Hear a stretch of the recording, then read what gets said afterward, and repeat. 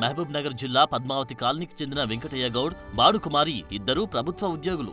వెంకటయ్య గౌడ్ తాళ్లూరుగూడలో పంచాయతీ సెక్రటరీగా విధులు నిర్వహిస్తుండగా భార్య భానుకుమారి బోగారం జెడ్పీ హైస్కూల్లో టీచర్గా పనిచేస్తున్నారు.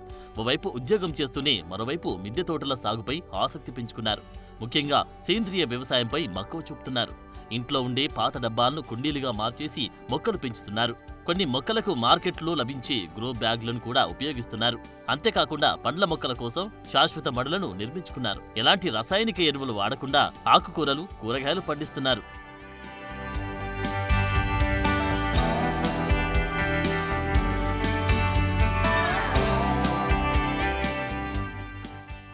మొదట్లో కష్టంగానే ఉన్నప్పటికీ సాగు చేయగా అలవాటైందని చెబుతున్నారు. తమ గార్డెన్లో కేవలం కూరగాయలు, ఆకుకూరలు, పండ్ల మొక్కలే కాకుండా ఆక్సిజన్ ఇచ్చే క్రోటన్ మొక్కలు కూడా పెంచుతున్నారు.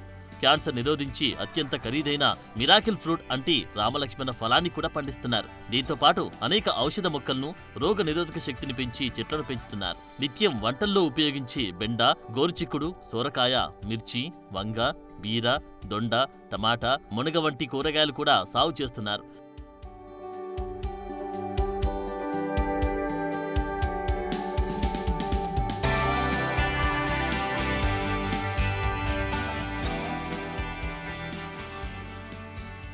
ఇక ఆకుకూరల విషయానికి వస్తే పొన్నగంటి, గోంగూర, పాలకూర, కొత్తిమీర, పుదీనా, కరివేపాకు వంటి ఆకుకూరలకు సంబంధించిన మొక్కలను పెంచుతున్నారు. వాము, తులసి వంటి ఔషధ మొక్కలను పెంచుతున్నారు. ఇంతటితో ఆగకుండా అల్లం, పసుపు లాంటి వాటిపై దృష్టి పెడుతున్నారు. పూల మొక్కలపై కూడా ప్రత్యేక శ్రద్ధ పెట్టారు. ఒక్కసారి వీరి ఇంట్లోకి వెళితే చిన్నపాటి పూల తోట మనకు స్వాగతం పలుకుతుంది. సీజనల్ పండ్ల మొక్కలైన మామిడి, సపోటా, నారింజ, దానిమ్మ, స్టార్ డ్రై ఫ్రూట్స్, అంజీర పండ్ల మొక్కలు పెంచుతున్నారు. వీటితో పాటు అరటి, నిమ్మ, మల్బరీ, చెరకు, నేరేడులను సాగు చేస్తున్నారు.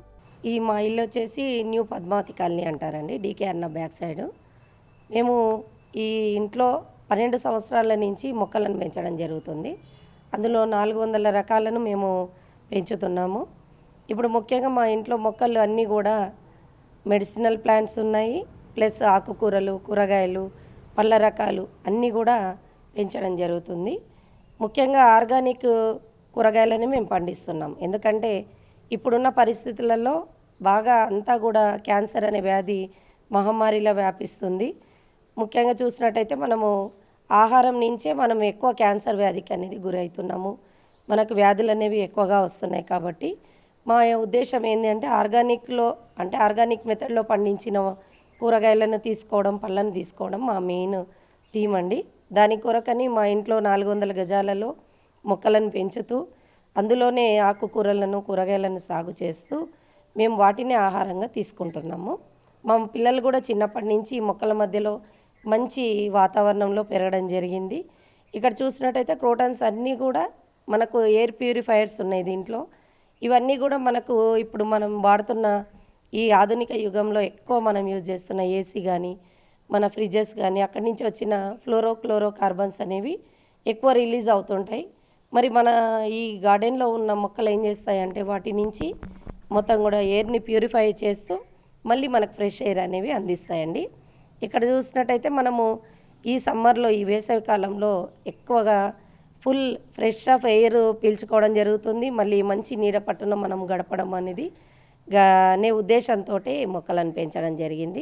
పండ్లు, ఆకుకూరలు పండించడానికి పూర్తిగా సేంద్రియ ఎరువులపై ఆధారపడతారు.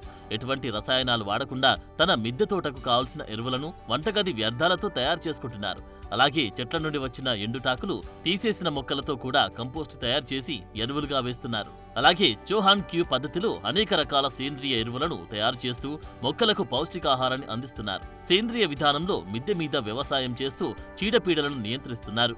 వేప నూనె, కుంకుడుకాయ రసం, గుడ్డు నూనె, ఇంగువ ద్రావణం, మిర్చి ద్రావణం లాంటివి వినియోగిస్తూ మొక్కలను ఆరోగ్యంగా పెంచి సత్ఫలితాలను సాధిస్తున్నారు. ఇంటికి వచ్చిన అతిథులకు మొక్కలను బహుమతిగా ఇస్తూ హౌస్ గార్డెనింగ్ పై ఆసక్తి ఉన్న వారికి సలహాలు, సూచనలు ఇస్తున్నారు. జూన్ 2025 నాటికి 1000 మొక్కలను పెంచాలని లక్ష్యం పెట్టుకున్నామన్నారు ఈ దంపతులు. వీరి జీవన విధానం అందరికీ ఆదర్శంగా మారాలని వీరు కోరుకుంటున్నారు.